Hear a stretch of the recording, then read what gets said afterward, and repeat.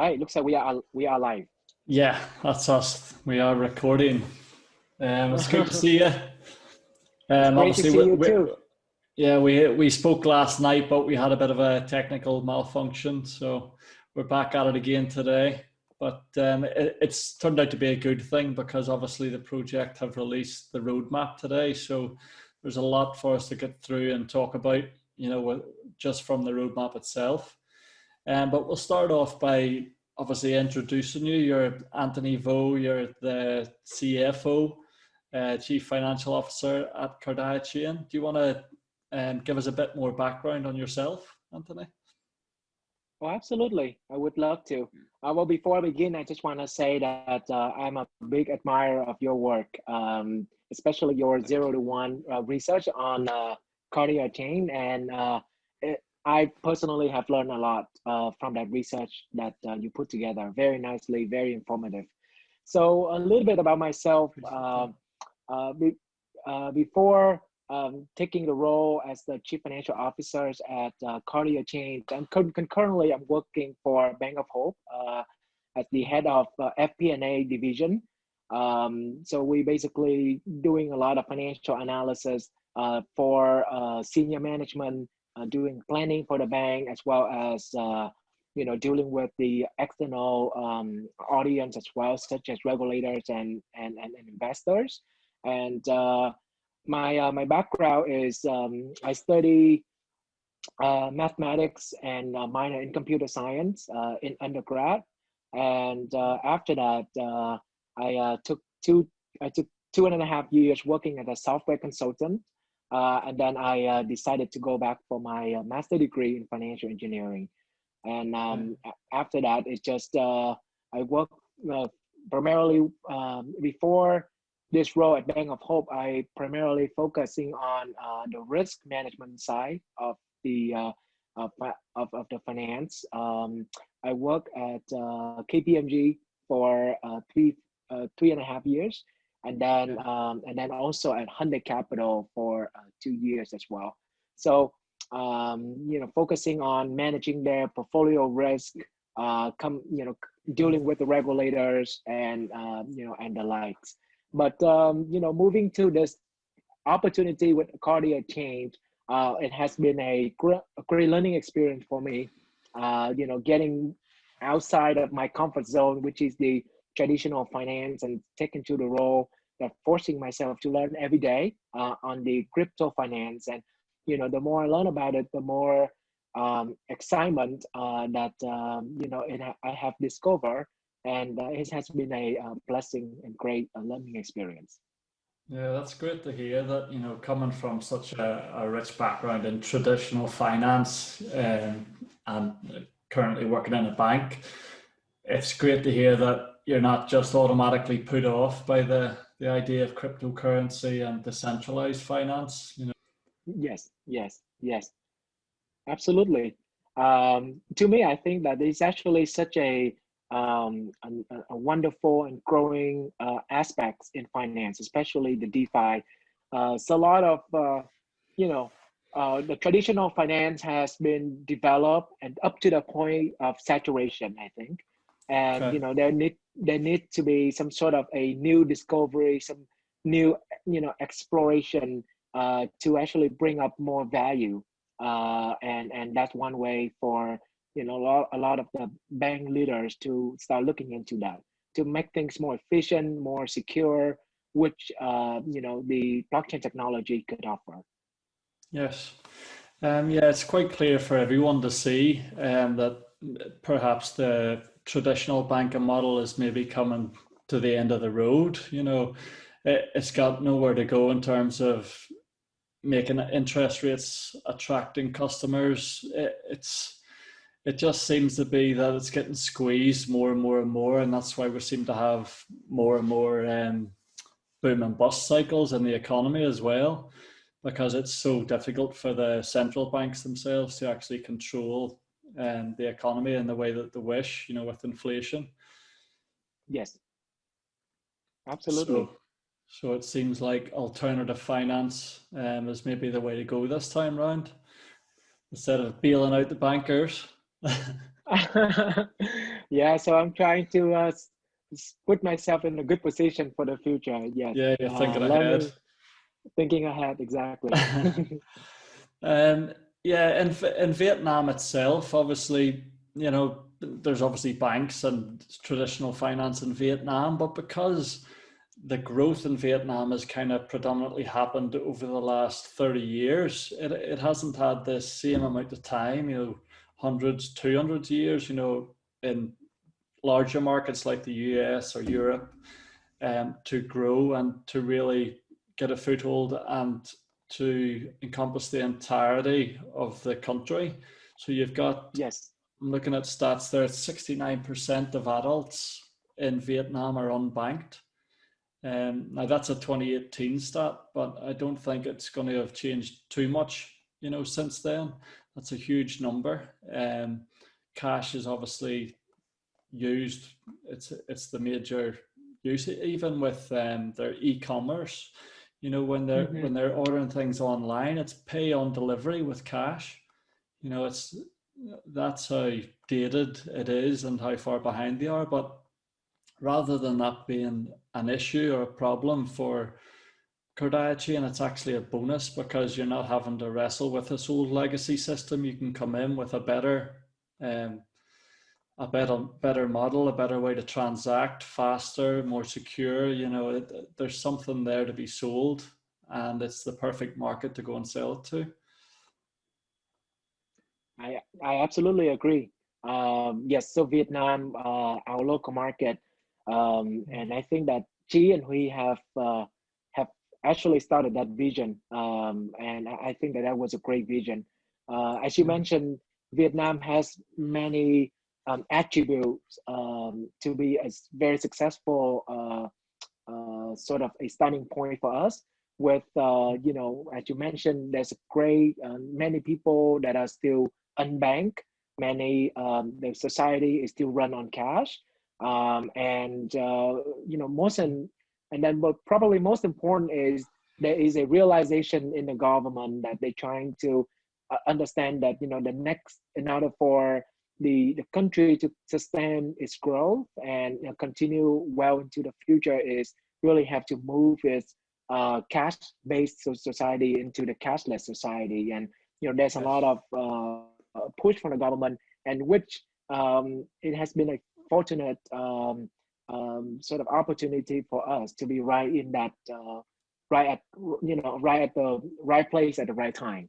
Yes, exactly. It kind of feels like it's this perfect storm, you know, coming about. You've got the economic crisis, even with COVID-19, you know, that's accelerating everything in terms of digitization, digital transformation. That's all you hear. If you go on and Mm-hmm.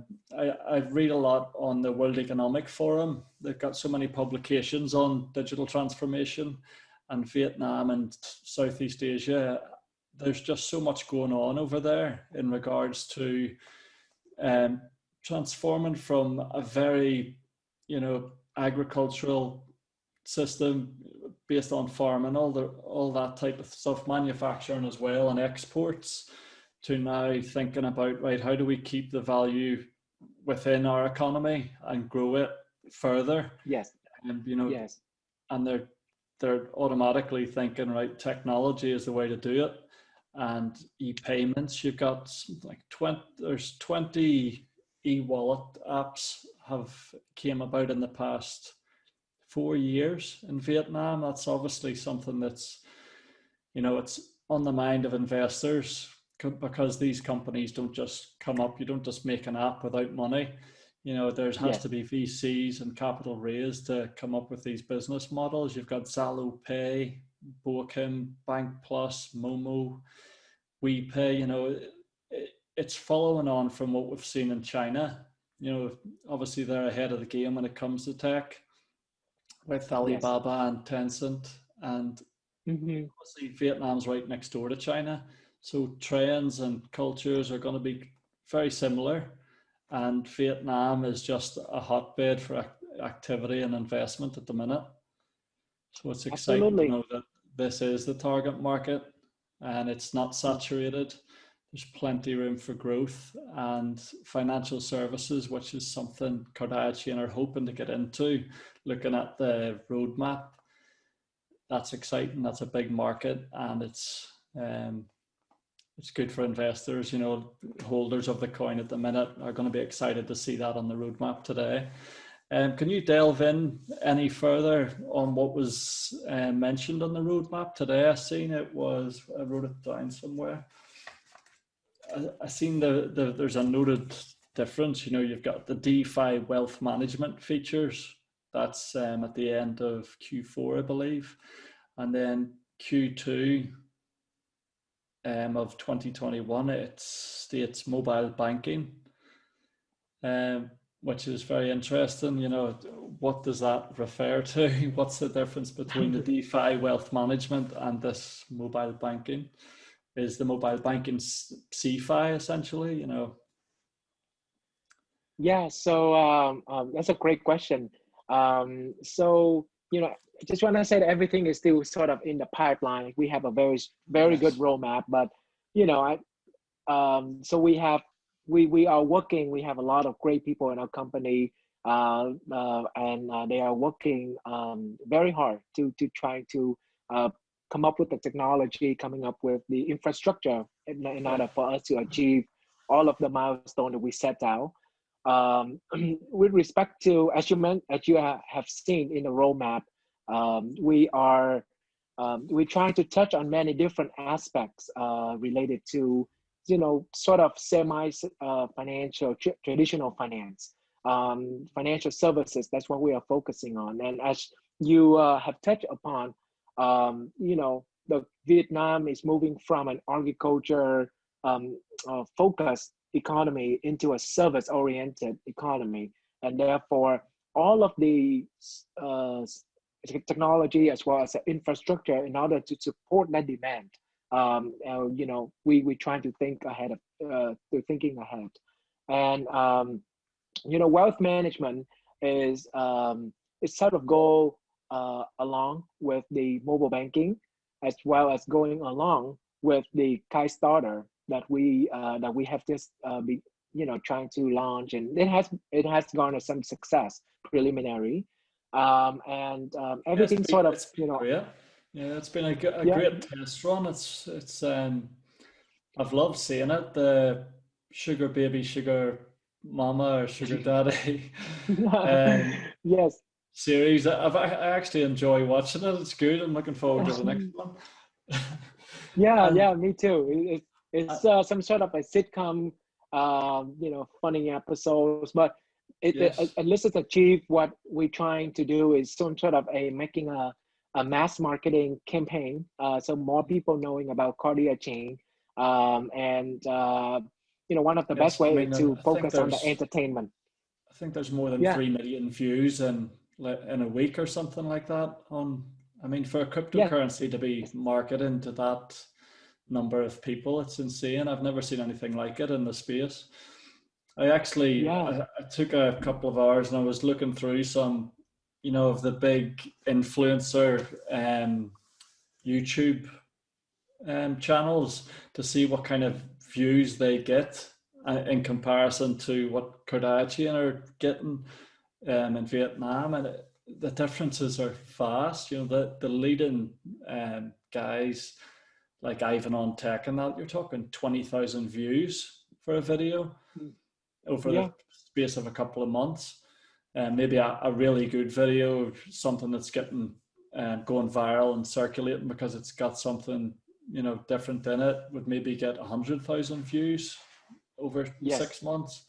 But KardiaChain was getting 100,000 there within 24 hours and more.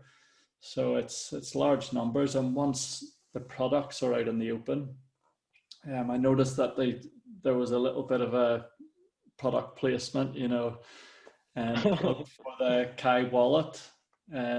Yes. Last week. So can you imagine if that had have been, you know, out in the open at that time, people would have been straight on there, you know, checking for the wallet. But they still will, you know what I mean? The next episode, it's not hard to put KardiaChain up on the screen again, and they'll go on looking for the wallet. So Yep, absolutely.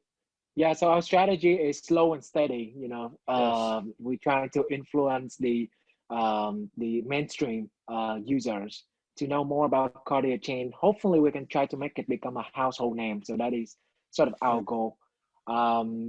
Yeah. So yep. So Kickstarter has been, I consider, as a success. Of course, it's still very yes, early in stage, and but we have had a lot of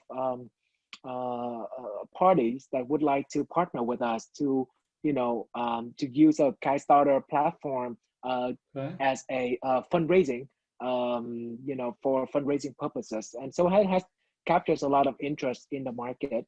um, and from that success, the next thing we want to do is um, as you probably talk about in your research paper number 3, we have a lot of we have partnerships and alliances with Galamsico, as well as some yes, companies out there that are open to the ideas of having a KardiaChain as part of their process, and yes, mobile banking can be a part of that. Especially what we could offer is a low cost and a more efficient, more secure transaction channel okay, for these companies. So it's helping them. Plus, they don't have to take the technology cost development. We developed that technology already. It will be some sort of a sharing revenue yes. type of engagement. Okay. So this, Would that be they almost like blockchain as a service, almost type solution, or yeah, correct. right? When you look at KardiaChain, do you see a good revenue model there, a good revenue stream, something that's sustainable over the next 5 to 10 years? Absolutely, Yes. absolutely. So what we're trying to do as right now is we trying to come up with many different solutions and application, and those are the things that really, in my view, help to improve our fundamental value a lot. And Mm. I have no doubt that within the next, even 2 to 3 years, we're gonna see our revenue stream become very strong and solid, and because we have we have the technology, and we have the right people, the right advisors in our company to help us continue bringing that revenue um, to the company, and as part of the let's also be um, helpful for the shareholders as well as our investor as well. Yeah, yeah, that's interesting. That's good to hear. In regards to the banking, I know Trade spoke about it before in regards to the micro lending and stuff like that. Do you see micro lending, which is kind of peer to peer? Basically, I'm willing to stake my Kai, and someone can lend it, from that. I earn an interest, they pay an interest. That's the kind of micro lending model Yes, we're discussing. yes. Will that then progress to small enterprise and larger lending as the model grows? Micro lending is certainly an area that we would love to delve into, and the Kickstarter is depends on the angle, how you look at it. I think it is a one way of micro lending Okay. type of infrastructure, but of course in the futures, that is certainly something that we will look into. We are actually looking into that already, and we just have to working with, one of the thing is we're probably going to start with something like collateral type of lending before we Okay. going into more unsecured lending, because we just we got to go and learn. We want to make sure we understand the risk involved, and Yeah. the last thing we want is something that a blow up in our face and become very risky for our shareholders. So that is something Yes. that we definitely keep in mind. And Yeah. um, one thing that I would sort of I foresee, that's something that we wanted to do, is not only on the micro lending side. At the a bigger level, we would like to get more into the construction lending as well, using the Kickstarter platform, because that's where we have a lot of construction companies that are really in need of the seed capital, and to build out their residential properties, and to sell it. Just that period of time, they need that kind of level of capital before the bank actually lend them money when they have something secure. And that is something that we will, I think that that's a sweet spot for us to look into. Okay, we're back at it. Yes, I wanted to ask you a bit about staking. You've obviously wrote the paper in regards to the proof of stake model that we're going to be functioning on, the protocol. Can you delve into that a bit more and how you've come up with your theory and your framework for it? Absolutely, I would love to. So, there would be a similar to the 0 to 1 sort of paper. There will be a 3-part papers that we are working on. So the first paper, as we have published, talking about our view in terms of how to set a fair staking APR for a project. And in my experience, a humble experience, I have not seen such a quantitative framework readily available, as well as the literature in the industry, in the crypto space, to cover that type of APR discussion. There have always been some kind of, we are growing at X%, and that's why we're offering this Y% for APR. Or usually investor, especially retail investors who aren't very familiar with the projects, or who may not have sufficient amount of time to really go into understanding about the projects, what makes the project different, and what could make the project become successful.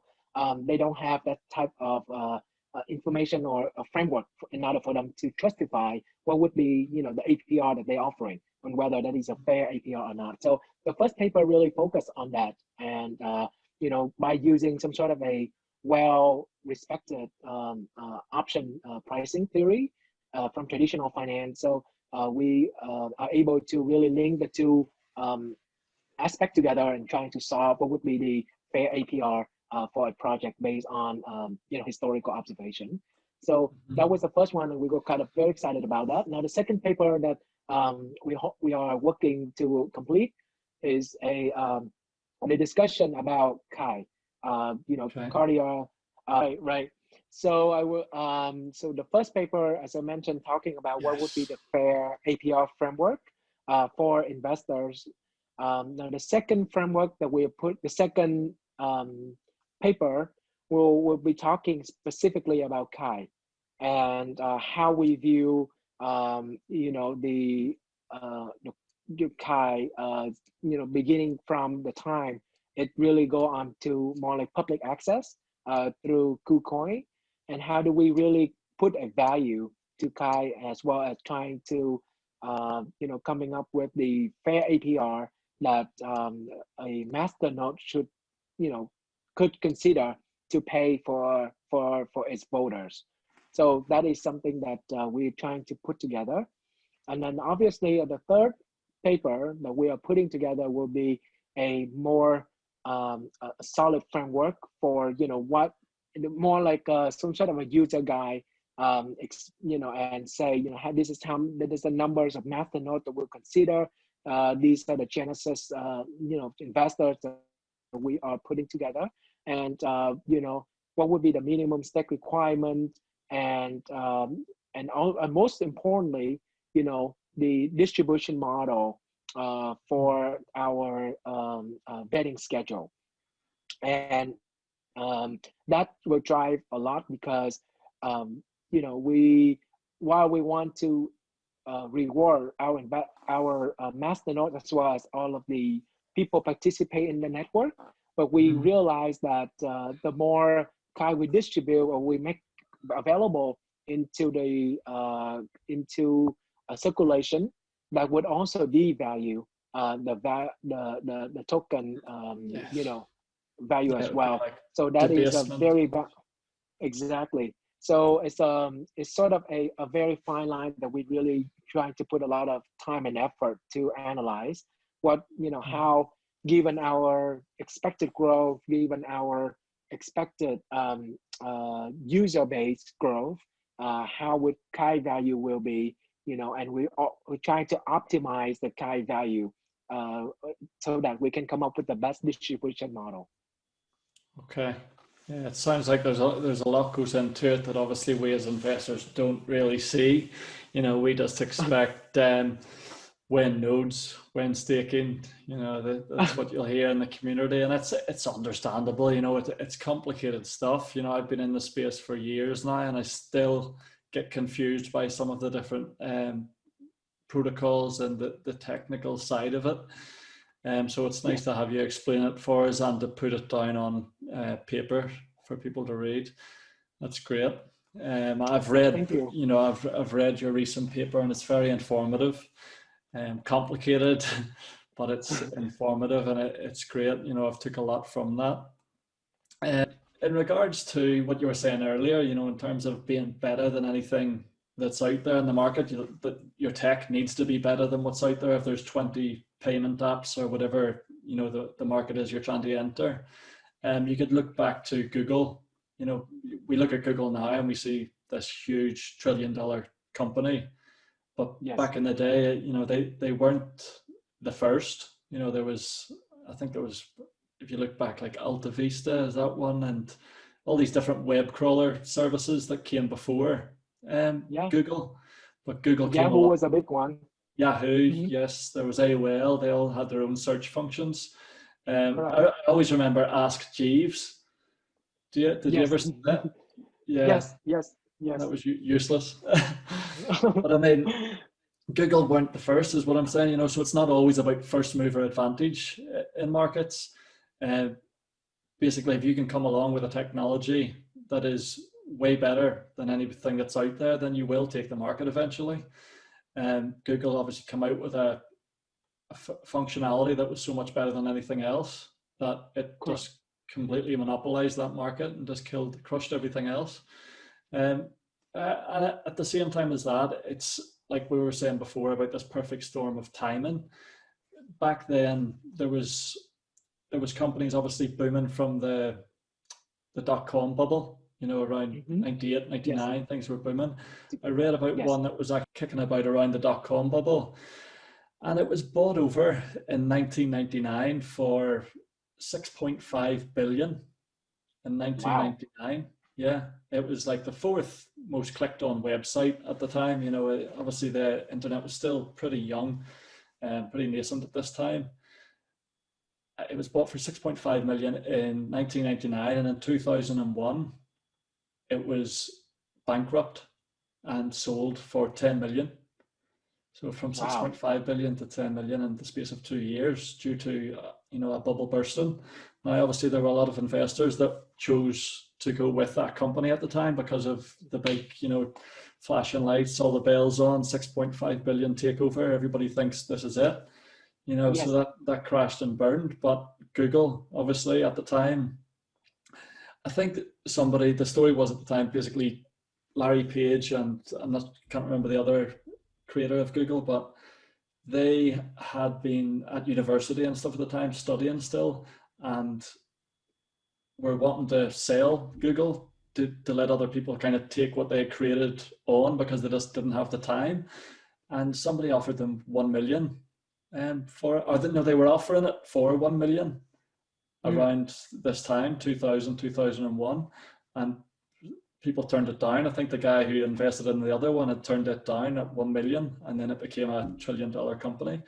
So it's not always about what's up there and what's doing well at any one time. KardiaChain, I've seen people in communities comparing KardiaChain to some of these other big projects like Cosmos and Polkadot and things like that, who are sitting quite high up the ladder, but it doesn't necessarily mean that they've won the race. If you want to call it a race, it's just about providing tech that's better than anything else. And I think that I explained it in my first article, and that Hui has developed something, he's creating something that is likely better than the rest. So fingers crossed, we can be the Google rather than the Everest or whoever it was that crashed and burned.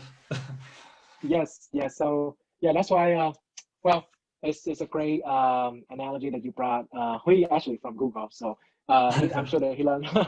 So he learned a lot from there. Yeah. But with that said, it's actually put everything together. One thing about Google, have Google only focus on just the Google search technology. It has not been. It will not become a trillion dollars company as you see nowadays.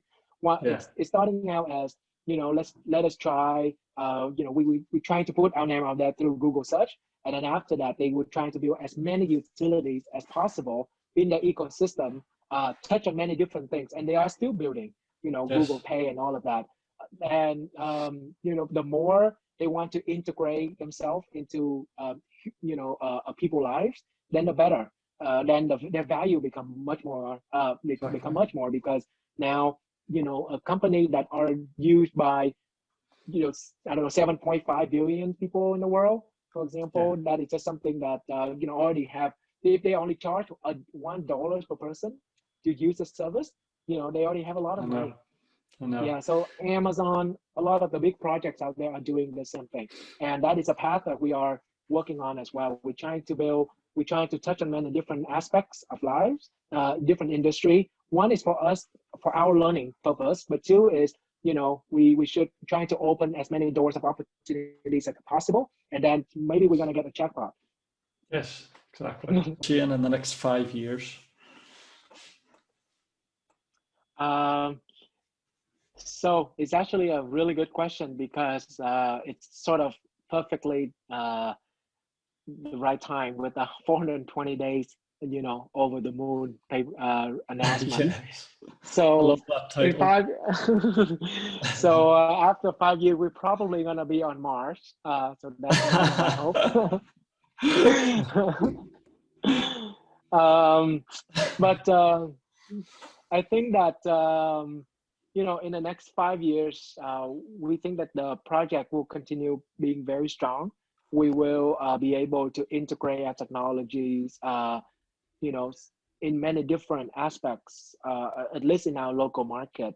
And I can definitely see that our team will continue growing very strong. We have recently have a kind of a very nice impressive building, because our That. rapid growth over the past 3 months.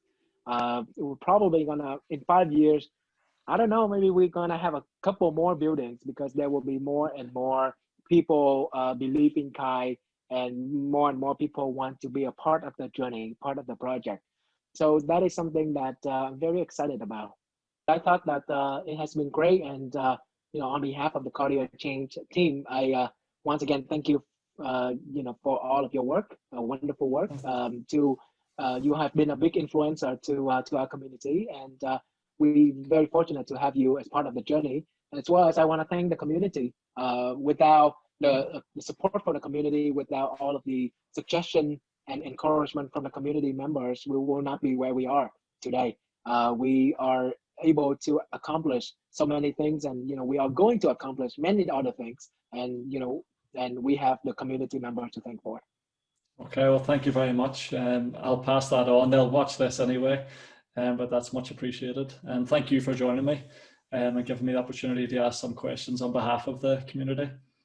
I'm sure they'll be Thank happy you. with a lot of what you've said today. It's been very interesting. Well, thank you. I look forward to the next podcast with you. It Yes, has definitely. been a great experience. Yes. Cool. I'll let you get back to the baby then. Changing nappies. Okay. Yes, it's the right time. Well, I'll let you get back to sleep then. Well, thank you Yeah, thank for you. staying late. No worries, Okay. Anthony. I'll talk to you again. Thank you, mate. Thank you very Bye-bye. much. Goodbye. Bye bye. Yeah.